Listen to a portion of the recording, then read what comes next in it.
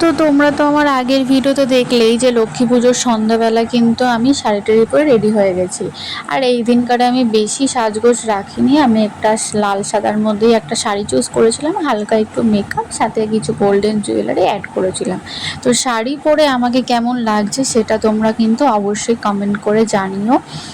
আর আমি একটু বাড়িতে থাকলে মানে এরকম বাড়ির পুজোর কাজে একটু শাড়িটা পরতেই বেশি প্রেফার করি, তার জন্য আমি শাড়িটারি পরে নিয়েছিলাম।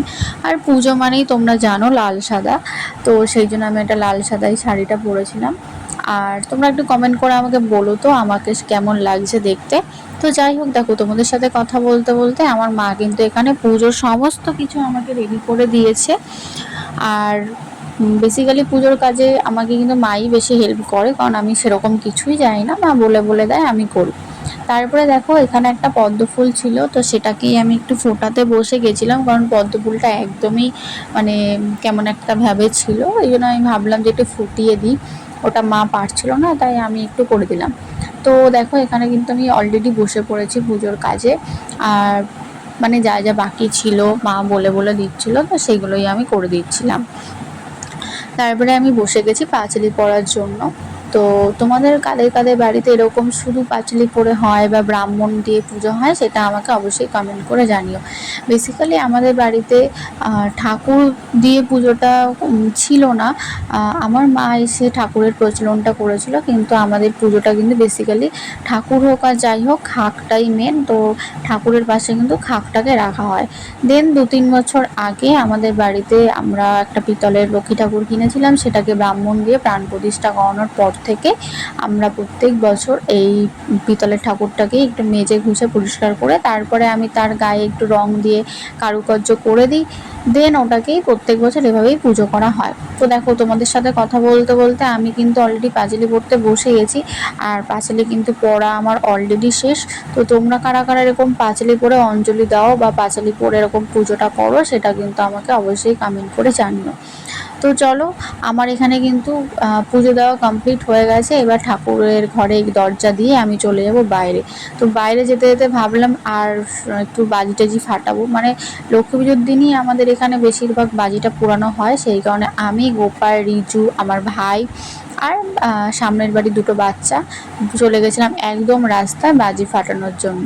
বেসিক্যালি এই দিনকারই আমাদের এখানে কালী পুজোর থেকে আমাদের এখানে কিন্তু লক্ষ্মী পুজোর দিনই বাজিটা ফাটানো হয়, সেই কারণে আমিও চলে গেছিলাম। আর সত্যি কথা বলতে আমার বাজি ফাটাতে খুবই ভালো লাগে। মানে আমি তারাবাজি, ঘটবাজি, চকলেট বাজি, মানে চকলেট যে বমগুলো হয় সেগুলো, আলুবাজি, এগুলো কিন্তু আমি অনেক ফাটিয়েছি। তো এগুলো আমার কাছে নস্টালজিয়া। তারপরে আমি একটা এই বছর একটা ফানুস কিনেছিলাম, তো দুর্ভাগ্যবশত আমার কপালটা এতটাই খারাপ, এটাকে আমি ওড়াতে পারলামই না, মানে পুরো টাকাটাই আমার নষ্ট হয়ে গেছে। তো সেটা তোমরা ভিডিওতে দেখতেই পাচ্ছ। তো তারপরে আবারও চলে গেছিলাম রাস্তার দিকে, সেখানে কিছু ঘটবাজি কিনেছিলাম, ওগুলোই আর কি ফাটাচ্ছিলাম। আর তোমরা কারা কারা লক্ষ্মী পুজোর দিন বাজি ফাটাও বা বাজি ফাটিয়েছো সেটা অবশ্যই কমেন্ট করে জানিও। তো একটা কথাই বলবো যে তোমরা যেই বাজি ফাটাও না কেন কোনো শব্দবাজি তোমরা ফাটিও না, কারণ শব্দবাজি ফাটানো কিন্তু উচিত নয়। তো এমনি তারাবাজি বা ঘটবাজি, চরকি এই সমস্ত ফাটাও, এই সমস্ততে কোনো অসুবিধা নেই। তো আমরা কিন্তু বেসিক্যালি এখানে ঘটবাজি, চরকি, তারাবাজি, রং মশাল এগুলোই কিন্তু ফাটিয়েছিলাম। তো আমি, রিজু, আমার ভাই, গোপাও পরে এসেছিল, আমরা সবাই মিলে খুব এনজয় করছিলাম। আর তখন কিন্তু বাজে রাত প্রায় 11টা, আর আমরা এই রাত বিরেতে রাস্তার মধ্যে এই সমস্ত করছিলাম।